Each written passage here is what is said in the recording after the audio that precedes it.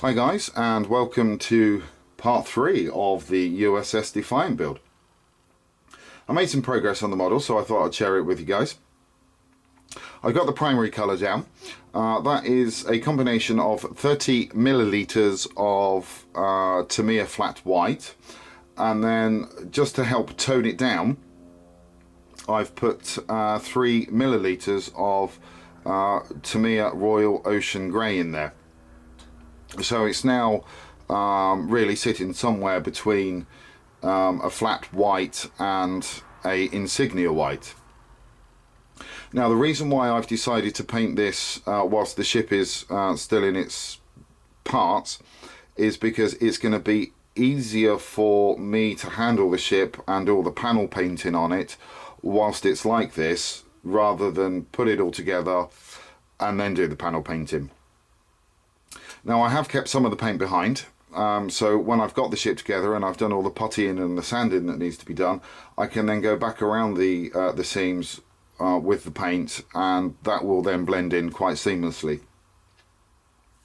So one of the things, a couple of things that I've done on the hull section here is I've cut the hole out there for the wires to go through for the bridge section, so we've for the registry floodlighting. I've also cut out the hole there, or sorry, drilled out the hole, and there. Therefore, the 1.5mm LEDs, 1.5mm fibre optics that are going to go in there for the orange lights that need to go in. So that's looking quite good. On this section, on the bottom half, what I've done so far is I've just put in the wooden block there, and also the little chocolate blocks for the wire connectors to go through. Now on this side here, I've decided to drill out these. They're 1mm holes, and what I intend to do is run fibre optics through those and connect that to a red light source. Now I know, strictly according to the canon of Star Trek, that's not meant to be there, but you know, as far as I'm concerned, it's open for interpretation, and I think it's going to help to help bring the bottom of the ship, the bottom of the ship alive. Now I didn't coat these sections properly in the primary colour. The reason being is that those sections are going to be painted in a light grey. But as you can see on the windows there, the windows are actually starting to look good. They're looking pretty sharp. One of the other things that I have done is I've drilled out the holes on the floodlighting for the undersection of the main hull. The other things that I've been working on as well is all the little bits. I keep them in a pot so I don't lose them. This is one of the phaser cannons, and again I've used a 1.5mm drill bit in there to do those, and these little parts for the warp reactor core, they've now been light blocked and painted in the primary colour. Let me just put those back in the pot again before I actually lose them. There we go. Okay, so they're in and nice and safe. And on the front section, where the Hazard scoops go, which is just there, you've also got another phase cannon, and as you can see there, I've also drilled another 1.5mm hole in that part there, and again on that one there. You can see it just about. Now the good thing is the postman delivered me a present this morning, he delivered me the Don's Light Magic part, so that's great. I can crack on with that. I'll show you that in a second. What I'll do first is I'll just show you the bridge section that I've been working on. Sorry, excuse me guys. Now this I've been working on as an experiment really for when the replacement part comes in. But what I've done is I've put a 3mm LED in the bottom there, and I just basically cut out the section there for the LED to fit in, and I just sanded the front of the LED down until it fitted the contour of the front, and then used a file at the back end to actually get the contour at the back there.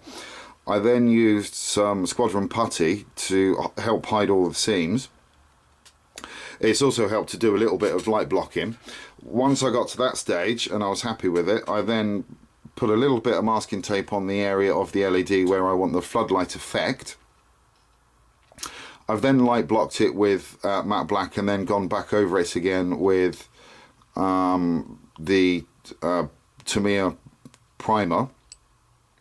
So all I need to really do now to this is just put a coat of the primary colour down on this, and then I can remove the masking tape, and hopefully we'll be able to see what the floodlight effect is going to look like. Now I know you could say that that is a lot of work to do as an experiment, but I would rather check it out on this and make sure that I can do it and that it looks good. So when it comes to doing the replacement part, I can do it straight away and be happy in the knowledge that I'm not going to mess it up, because the last thing I want to do is order another part and then have to wait for that to be shipped in. So what I'll do guys is I'm just going to set up the Don's Light and Magic the Don's Light and Magic parts for you, so you can take a look at those. So I'll be back in a second with that. Okay, so here are the Don's Light and Magic parts. I've also got the original parts out for this kit too. So I thought I'd do a side-by-side comparison, just in case there's any of you guys out there that haven't seen the replacement parts for this kit. So if we start on the original part, as you can see there, that is just all moulded in one piece. Now to be fair, that would take a little bit of effort to light up. So this is the replacement part. Now as you can see, it's a direct copy as the original part. The only difference being is the fact that you've got these two huge great big gaping holes there. Now this is the clear part that fits in those holes. Now as you can see, it's got all of the detail on there that this section has, which is really great. So we're not losing any of that fine detail. Now that just fits in like so. So that's looks really good. So it just needs to really be painted. I'll just shine the light through the kit for you so you can see what it looks like. So this is the kind of glow that you can expect. Now I will need to do some experimentation on this just to see if I do need to diffuse the light through these parts. Now these parts do have quite a bit of flash on them, so that will need to be taken care of. Now when the kit does come, there is a big bit of plastic like that's in the middle, so that needs to be removed as well. So I do need to do some work on this, on these parts, to remove the flashing and just tidy up the edges. Now one thing that I would recommend for anybody who hasn't worked with resin parts is to wear a mask. The reason being is that the dust particles that come off resin is quite hazardous to your lungs. So it would be best to wear a mask when you do that, and I'm quite surprised it doesn't say that on the instructions, to be fair. Especially for anybody who hasn't worked with resin before. I haven't worked with resin myself, but through watching other videos, you know, I've heard people say you always wear a mask. So I just need to do some sanding on those to get the flashing off. Now the other parts that we've got are these. Now these are the Bizarre scoops, and these are the original ones. So as you can see, they are, if you put them again side by side, they look exactly the same, apart from the fact that, you know, this one's in clear red. Now with this, it's going to need some light blocking, because all of these parts around the edges need to be painted a different colour, and this section down the middle there and that one there needs to be painted as well. So I do need to do some masking on those, light blocking, and then painting on those. Now this does have a lip on the other side, if you can see that there, and that fits in to this part here. So I need to cut the hole out there for that to actually pop in, and it should, if we're lucky, pop onto those two locator pins. So I have a look at that, and again there's a little bit of flashing around the edges on this that will need to be taken care of. The other part is the deflect dish. Now as you can see, this has got a huge stonking bit of resin that needs to be removed, and as you can also see in there, there's quite a bit of flashing that needs to be removed too. Okay, and this is what the original part looks like.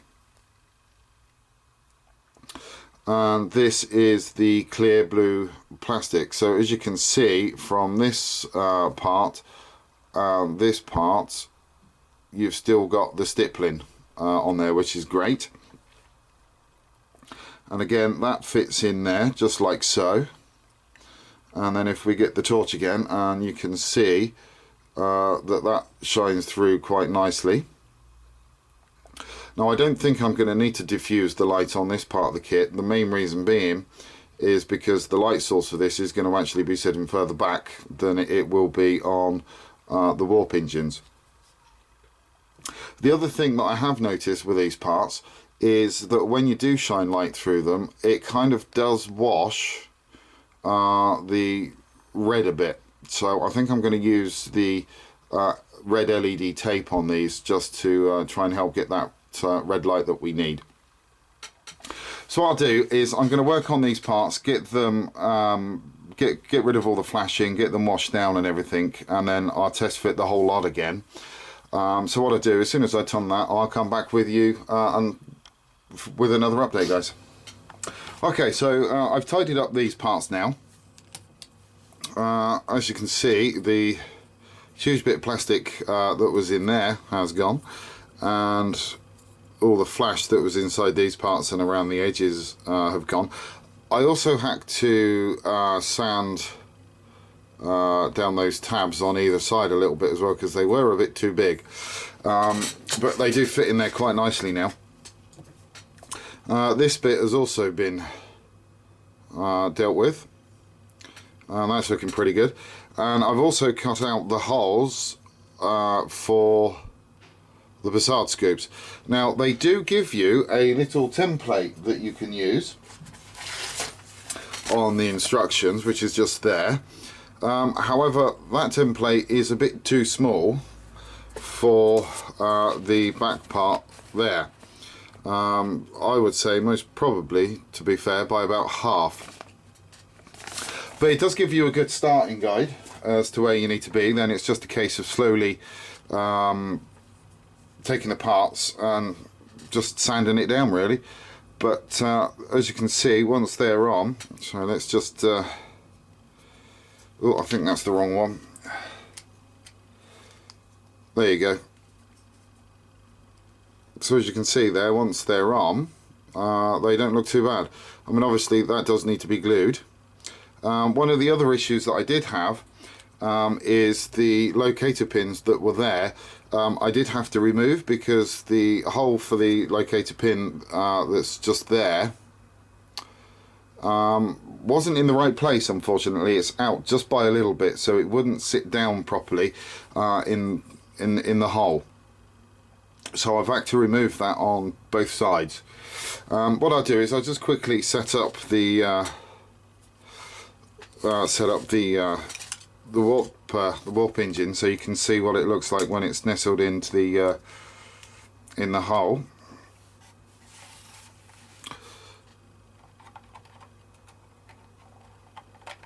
Now obviously this is not in there properly, but you do get a pretty good idea of what it's going to look like